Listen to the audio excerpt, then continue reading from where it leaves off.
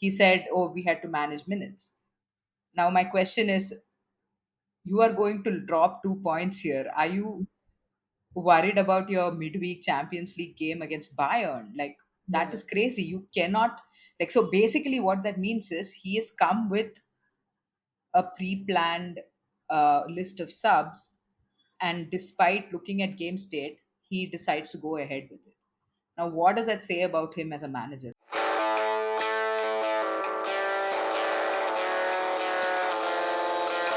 Hello, everyone, and welcome to another episode of All About the W. My name is Sky, our resident football expert, and a slightly disappointed Spurs fan is here with us. Ash, how are you doing? Just still recovering from the weekend in more ways than one, but here and accounted for. Yeah, yeah, pretty exciting weekend of football that happened. We'll get through all that, but before we get through that, just wanted to let you guys know that we have a very exciting preview episode coming up midweek, because there's a big fixture in the next game week. So Arsenal are playing Chelsea at the Emirates. So we have a couple of exciting guests on the show. It's going to be a fun collab. We'll discuss, all things Arsenal and Chelsea. And so, please subscribe to our channel to get our exciting content. Please like our videos, leave some comments, feedback, thoughts, all of it. Yeah, and we'll get started now.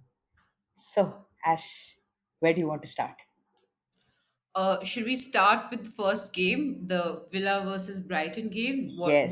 What a amazing game that was.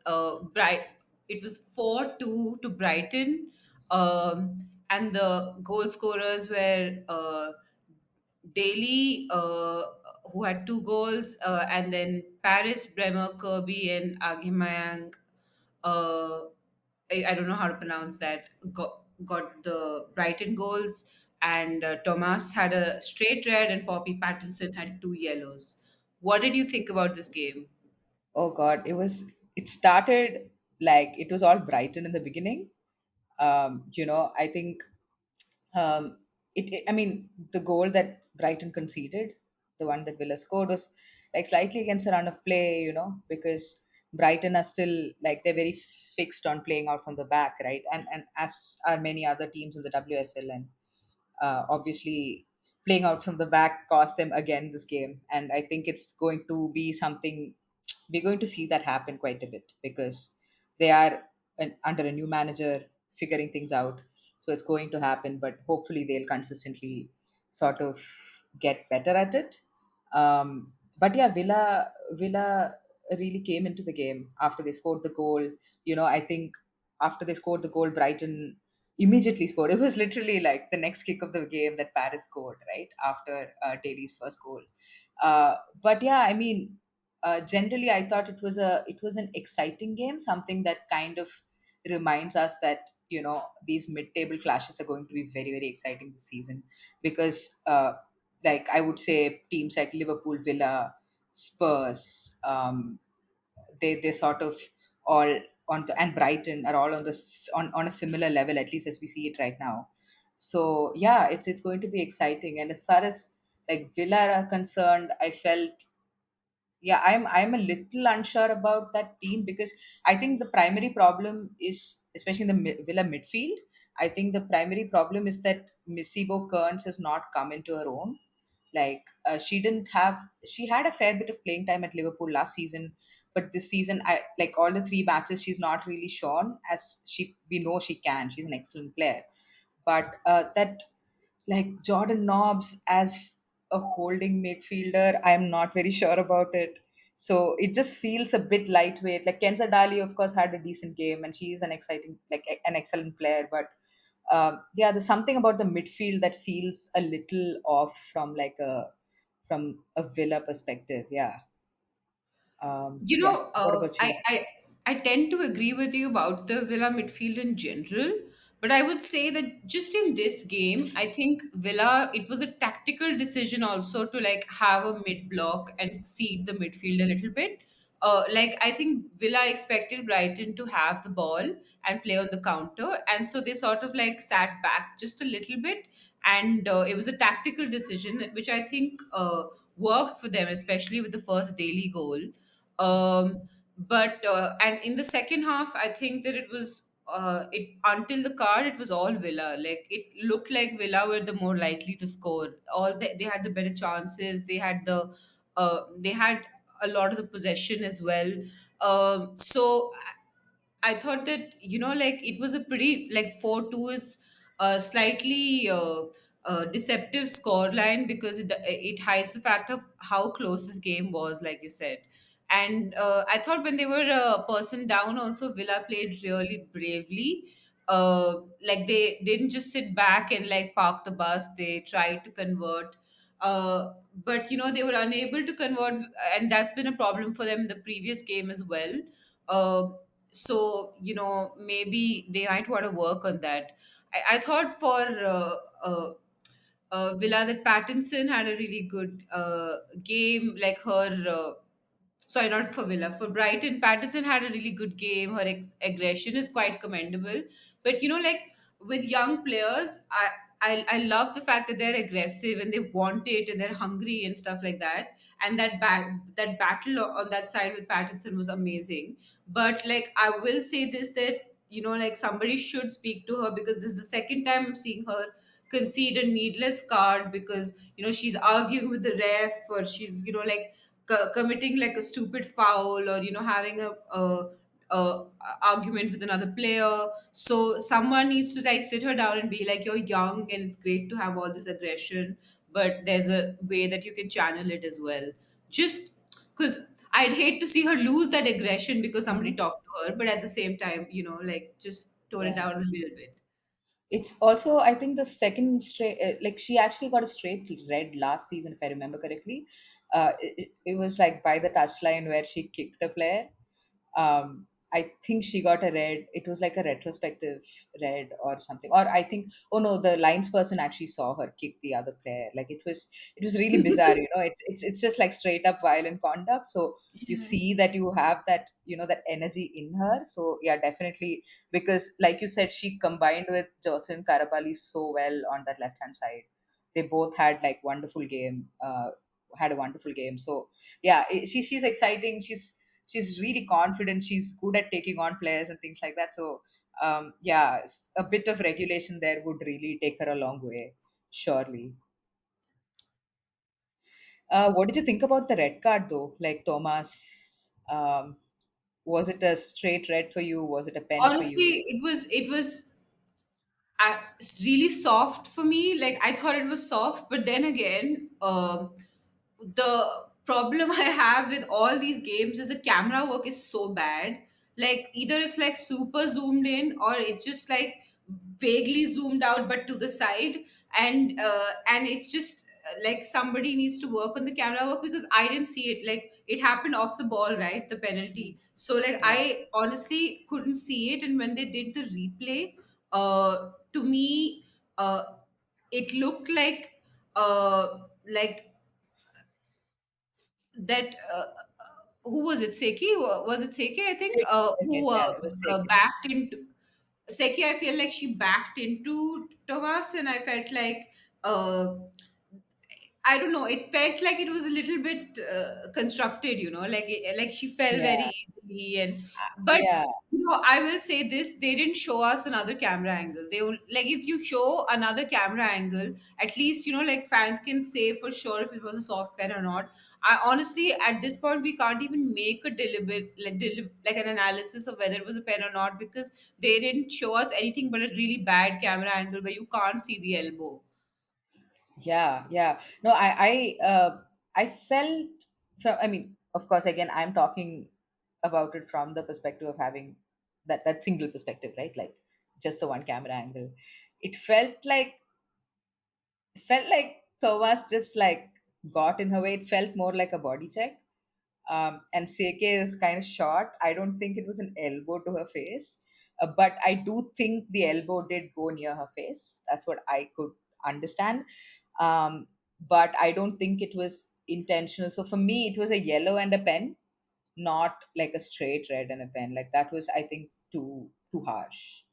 Yeah, I Um, agree. Also, because like the ref should also like use their discretion in this. Like, if it doesn't feel like if it feels like an orange, like not a yellow or a red, then you should just sort of like not ruin the game by like taking the player off and try to make it work.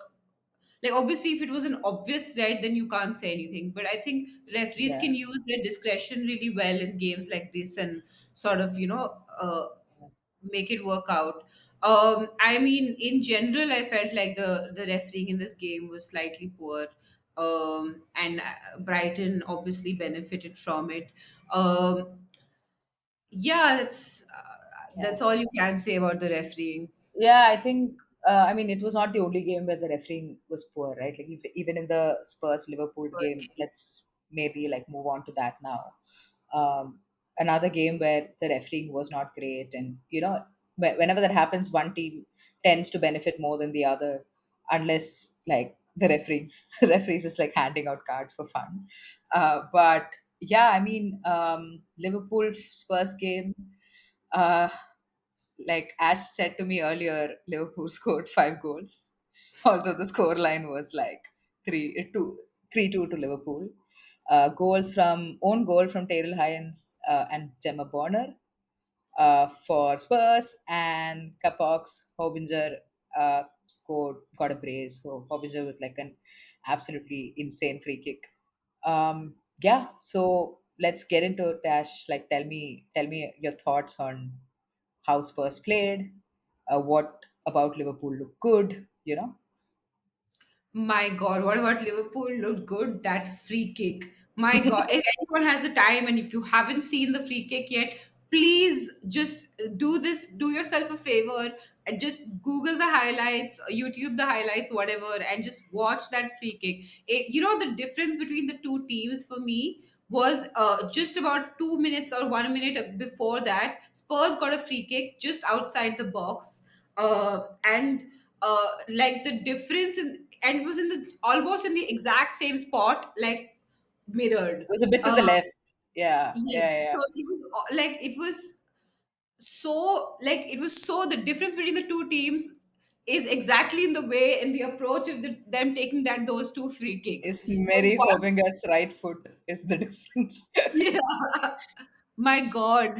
And again, Spurs, they had difficulty playing out from the back, and it was just like Rob really needs to look at this playing out from the back business, because he can't it can't we can't be doing this every game. Like, you want to play out from the back, great, but it has to work. When playing out from the back works and you know how to do it quickly, then it's amazing, because before you know it, you've scored a goal at the other end. But like, when you don't know how to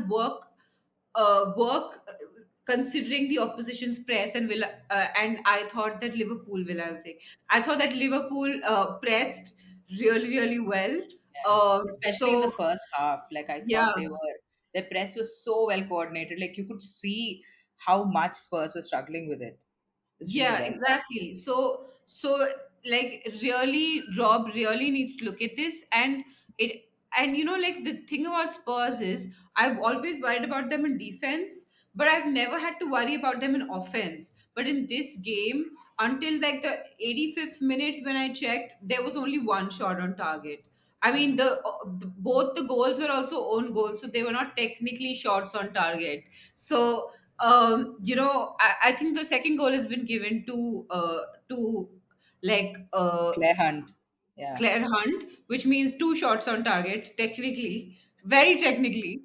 Yeah. But like, I'm really upset with the attack. I also thought Rob got it wrong. I thought that England should have started this game. I have a feeling that Martha Thomas in these big games sometimes tends to disappear. And Mm. if you need hold up play against a team that's better on the ball or is doing really well in the midfield, then you need someone like Bethany England.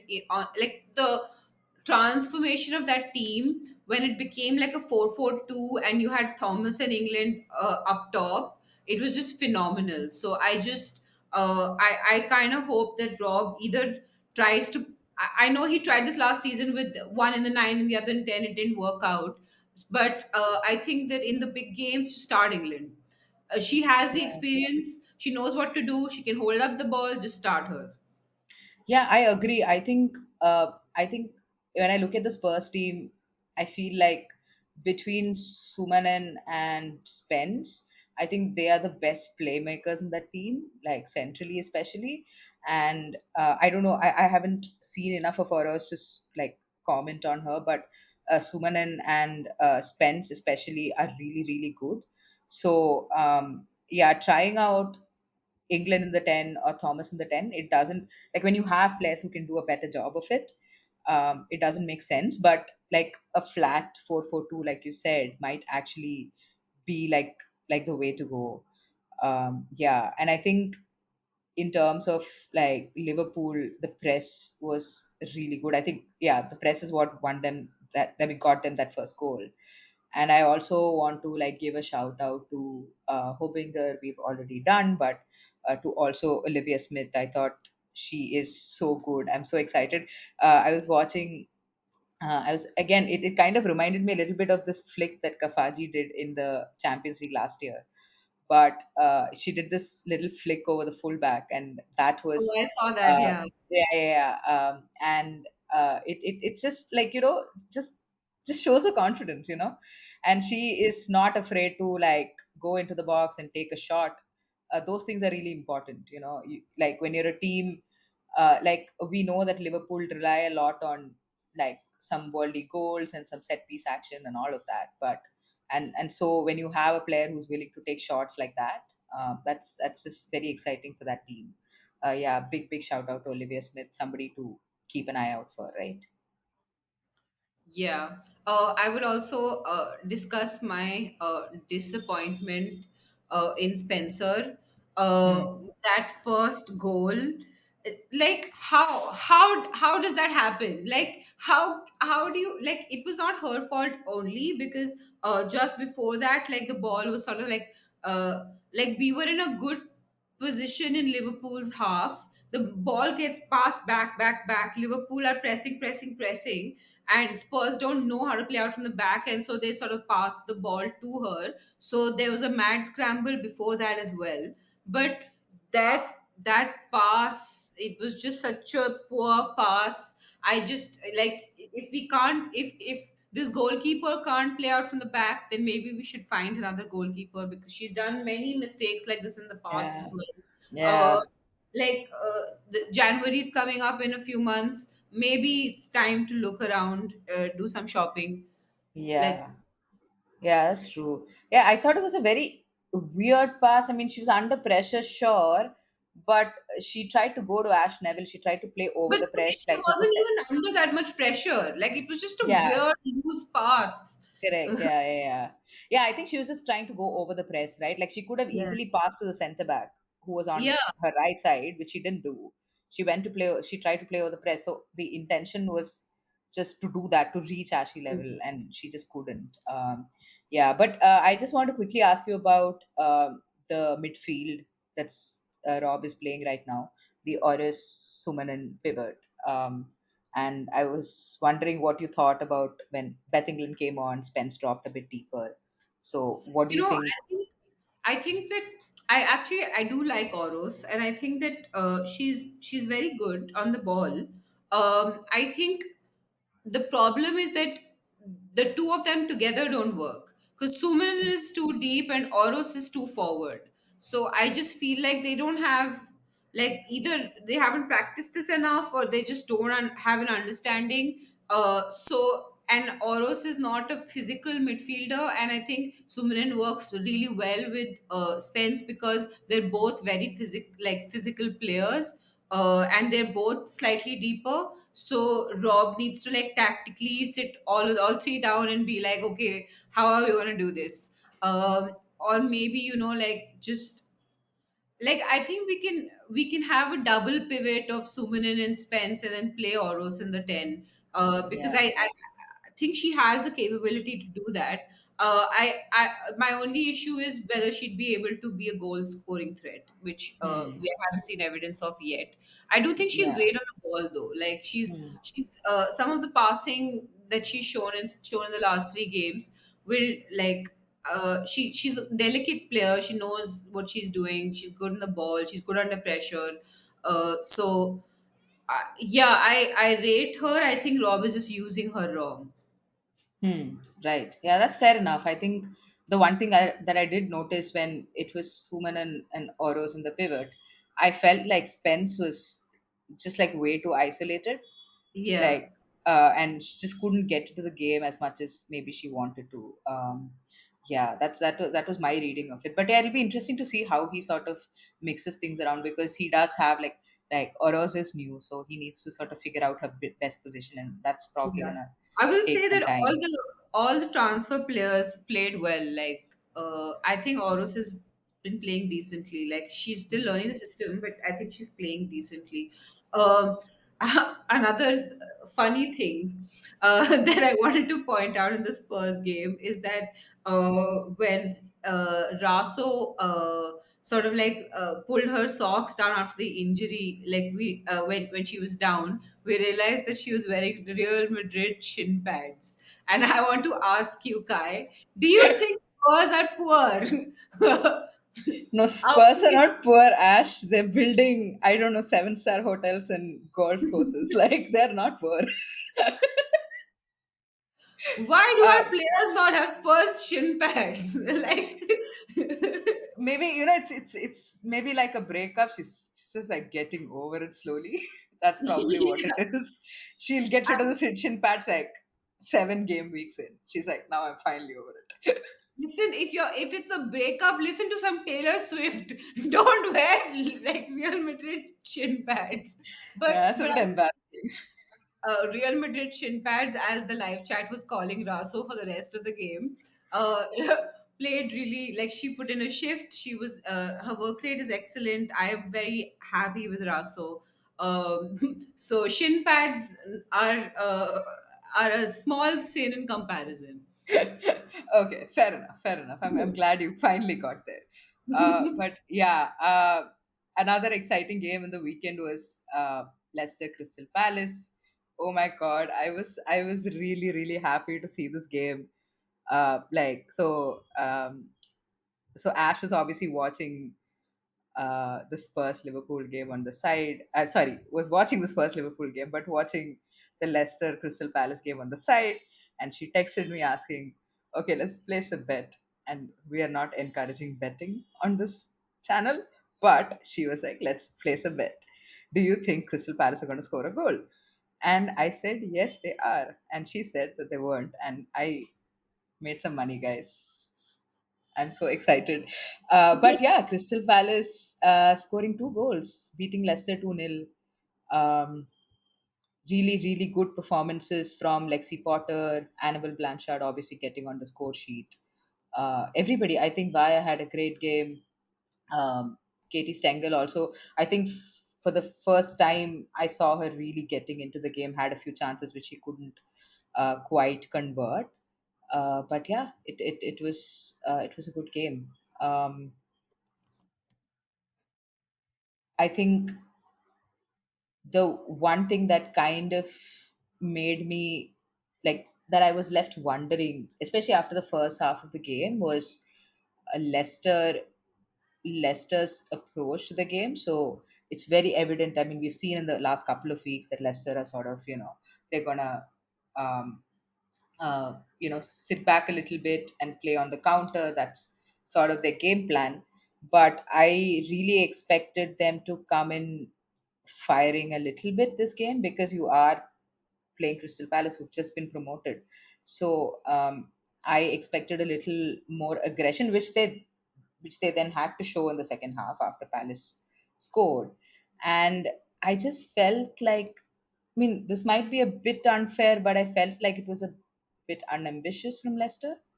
I don't know if you agree, but I know they're a new team. Sorry, I know they're under a new manager. So they're also trying things out, and Leicester, of course, don't have like like many other teams don't have like super world class players. They are working with the players that they have, and it's a good squad. But yeah, somewhere I felt like it was a missed opportunity for Leicester to sort of push for all 3 points, because we've seen what happens to Palace when they do. We discussed this last week as well, right? Like when they do go down a goal, or if they're defending, they get tired. It's as much about the mental fitness as it is about the physical fitness. So yeah. Do you think they looked a little bit different this game? Like, what are your thoughts?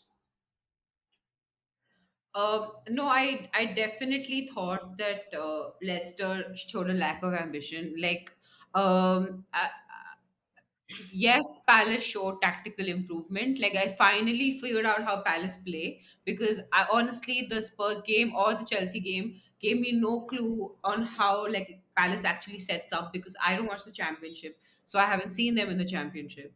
But Leicester should have known that as the more experienced team, that they would have the ball, and they should have set up to play with that in mind.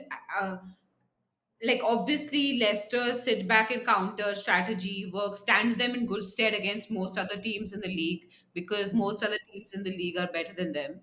But like you've clearly seen that Palace struggles against possession teams with more of the ball, making them run and do the difficult dirty defensive work, and they become tired. If you let Palace have the ball, then they have breathing space.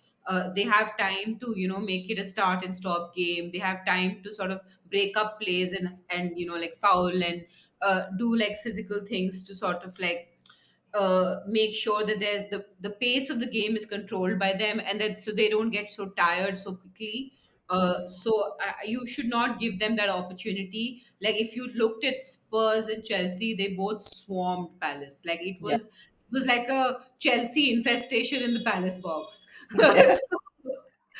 So like I think that I say that in the best, like with a lot of love to Chelsea. Do you, Ash? Because I feel like you hate us. You want us to lose everything, is the feeling I'm getting.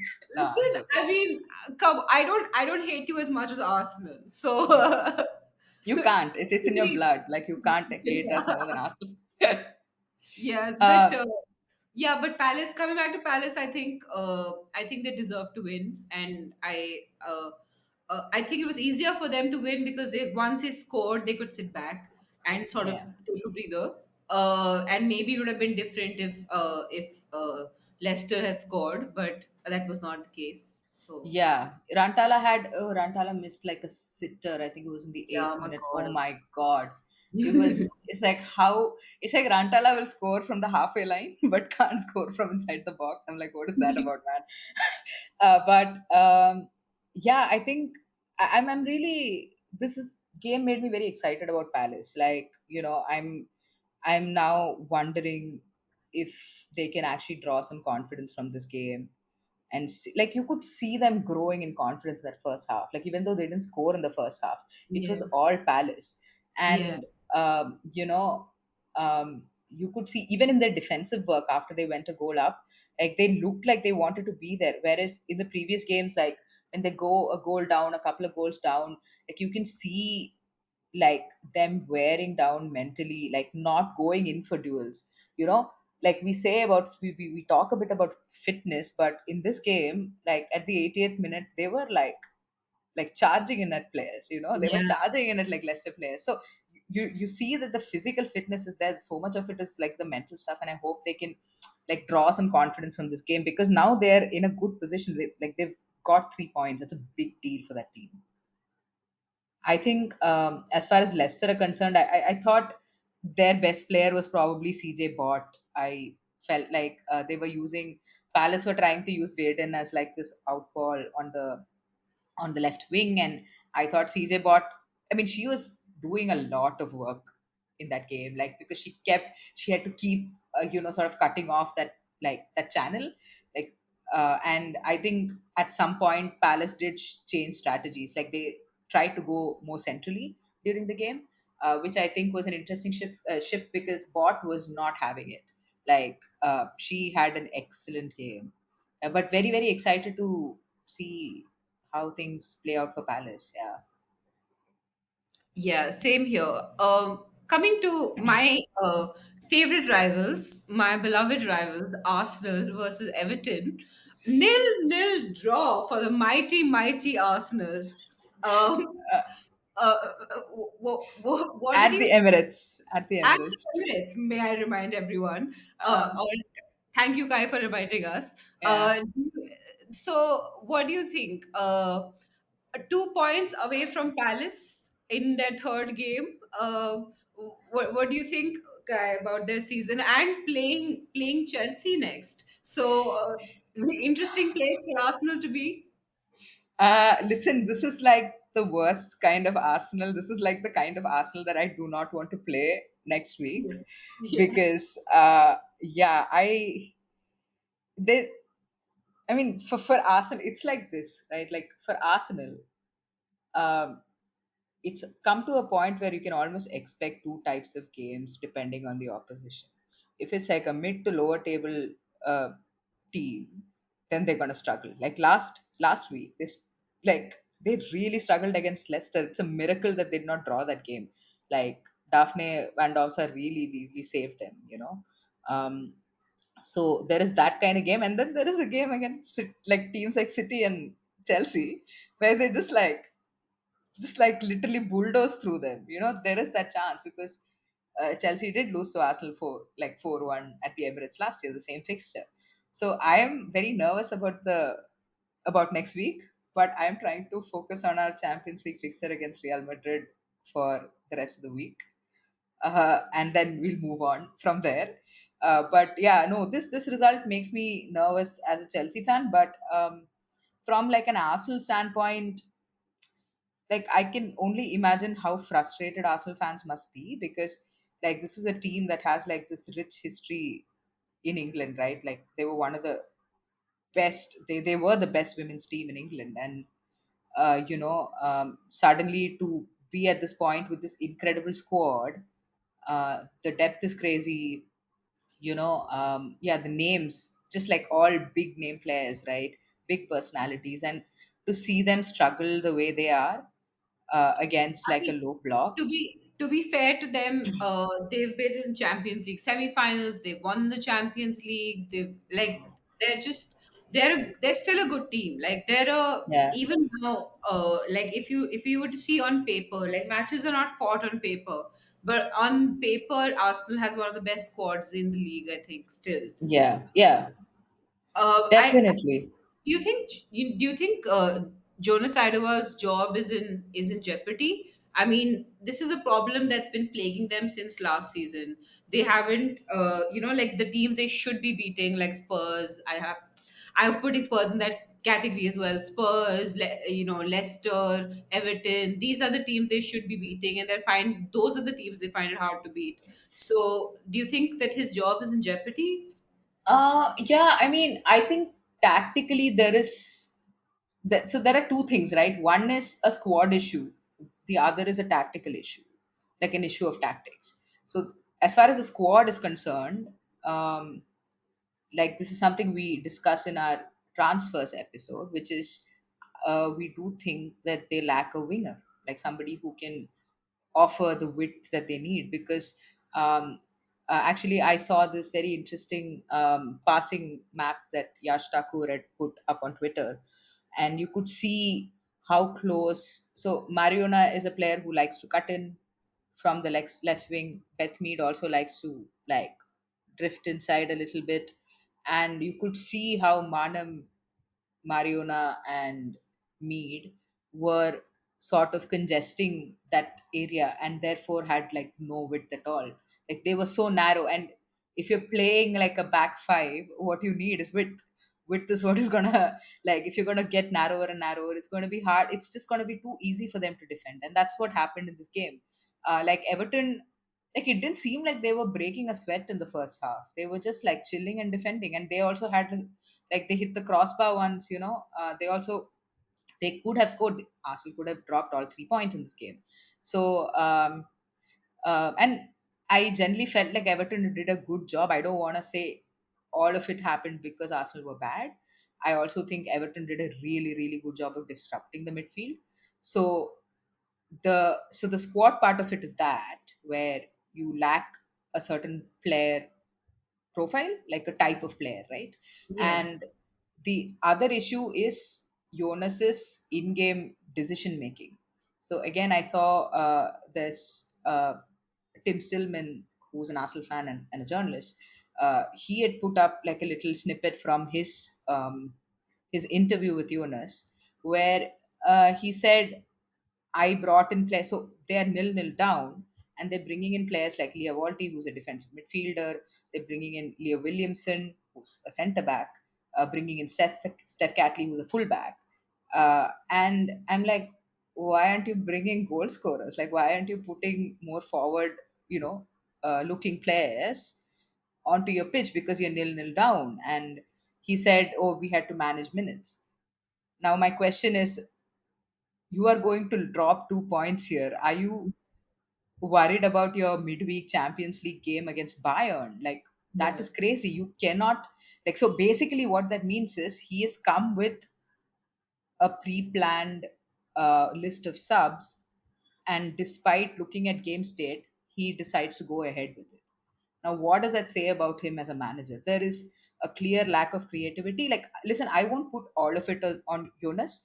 Like, for example, I think in the game against Leicester, I felt like he was tactically, there's only so much a manager can do because if your players are not able to convert chances, like for example, in the Man City game, like Russo and Blackstenius missed some very, very good chances. So if your players are not scoring, that's not on the manager, like not entirely at least. But in cases like this, when you need to make smart substitutions to change game state, you do not have a plan B, you're just coming in with a plan A, then that is, yeah, that's not done, So I think, for me, I think it'll be harsh to say if they don't do well over the next few games, he might lose his job. I don't think that will be the case. No, sorry, I not harsh. It's unrealistic. I feel like he should lose his job, but I think it's unrealistic that he would lose his job if they don't play too well in the upcoming games. But I do think by the end of the season, if they still only have a League Cup, then like a club like Arsenal should have bigger aspirations, right? Like winning the League Cup over and over again is not going to cut it, not with the squad that you have. And if that trend is going to continue, like Mariona Caldente left Barcelona, sunny Spain, to Yeah. be in London and like be in the rain and play with this club. She's gonna getting all muddy all day. You know what I'm saying? Hey, at And least she doesn't have Barcelona shin pads. So, we don't know that yet, Ash. Who yeah. knows?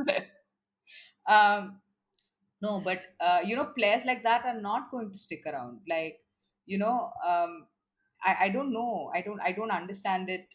Their forwards seem to be struggling. Honestly, like I cannot believe I'm saying this, but Frida Monum has been their best player, like at least up front this season. And she had like a horrible last season.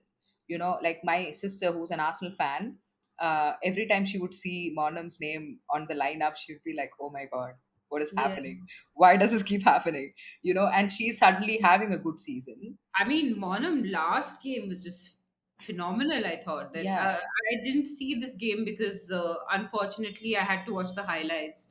But Hmm. in the last game, she was just phenomenal, and I understand your sister's frustration with her, but I thought that this season, like we gotta give her props. Yeah, she's been their best player. At least, like I'm talking about that particular part of the pitch. She's the one who's shown like the greatest promise, I would say. Like nobody else is able to finish. It's absolutely mad.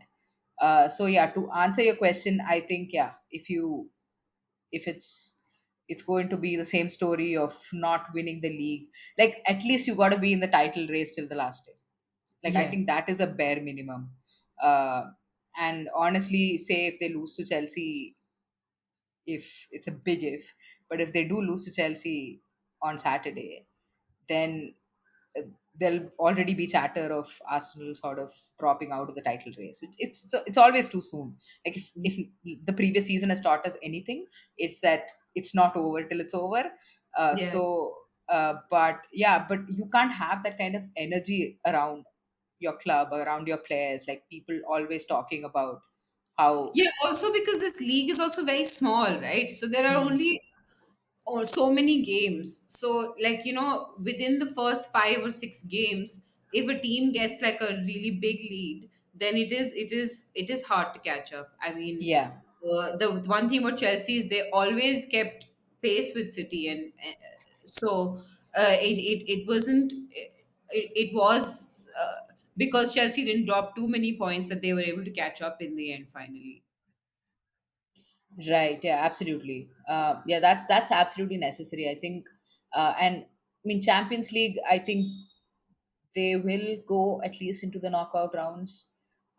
Because that's the thing. Like, I am honestly not worried about Arsenal because now teams have figured out that this is how you beat Arsenal, and you just need to sit back and defend properly. And it's not easy. Like, sitting back is not an easy thing to do, but you can, as a prep for that game, like get that drilled in the defensive work, and you can get points off of Arsenal, and that's the playbook. Everybody knows it now. So I am more worried about Arsenal in the league than I am with them in the Champions League, because there you'll be facing like teams that kind of will just go for goal, always. So Yeah. yeah, that's Jonas. Moving on to City versus West Ham, it was 2-0, and Hemp finally converted and scored instead of just being a trouble in the box. And Fowler scored the second goal. Everyone expected this game to turn out the way it did. I feel like there's not much to say about it. Everyone expected this game to be the way it was. Yeah, Uh, yeah. I mean, It was pretty straightforward. I think I expected it to like be a like it to be a bit more harsher defeat for West Ham, but Gareth Taylor did rotate a lot again because they have a Champions League fixture midweek yeah. against Barcelona. So that made sense. Yeah. So I think that's our largely our take on the week that's happened. So looking forward to the next game week, Ash, do you want to do some predictions? Yes, favorite part. Yes, favorite part of the pod. Okay, first fixture, Arsenal versus Chelsea. uh, Chelsea 2-1. Okay, I think, and I'm hoping, I'm hoping Chelsea 2-1, but I think it's going to be like a 1-1 draw. Yeah. United versus Spurs. Oh wow. Can I you know what? I'm just gonna go for it. It's 2-0 Spurs. Wow. Who cares? Who cares if I get it wrong? Yeah. That's true. That's true. I think I think maybe Spurs can get a draw out of this. Like maybe 2-2 Spurs. No, 1-1 Spurs. Wow, I'm going all 1-1. Okay, Villa Leicester. I think 3-1 to Villa. Yeah, Villa really need to win. Like they really need to pick up points. So and this is, I think, their best opportunity to do it because they've had like a really tough run of fixtures. So I'd say 2-1 Villa. 2-1 Villa. Yeah. Palace Brighton. Uh 4-0 Brighton. I'm gonna say 1-0 Brighton. No, wait, 2-1 Brighton. Palace will score again. Actually, wait, 4-2 Brighton. Oh wow, goal fest. Uh, uh, I say 2-1 Brighton. Everton West Ham. This Everton is West. literally like this is just like one of those games that's honestly like seeing both of those teams play. I feel like maybe Everton might just edge it a little bit because I they. feel like zero neutrals will be watching this game except for the two of us. Like Yeah. Okay. Yeah, Everton West Ham. What do you think? 0-0. 0-0. Oh, nah. I think it's going to be 3-1 Everton. Oh, well done. Thank you. And Liverpool City. Ooh, interesting. Um, I'm going to go 3-1. No, 3-2 City. I think it'll be closer than Ooh. we think it is. I'm gonna say 2-2. I think City are gonna drop points. Have a Oh, midweek nice. game against Barcelona. We like as a Chelsea fan, I know what it takes out of you to play Barcelona as a fan, and I can only imagine what will happen to the players. Yeah. And maybe they will be. And Liverpool played Chelsea last season after our second leg against Barcelona in the semi-finals, and they beat us. So who knows? Who knows what will happen? So I'm gonna say City are gonna drop points like 1-1, 2. I'd say 2-2. Goalfest. Yeah. I think that just about does it, right? Yeah. Uh, Amazing. So that was a fun review. I enjoyed that quite a bit. Uh, so um, like I said, everyone, we have an exciting episode coming up. That'll probably drop on the Thursday or the Friday. We'll keep you posted on that on our socials. So make sure you subscribe to our channels, follow us on Twitter, Instagram, all of that good stuff.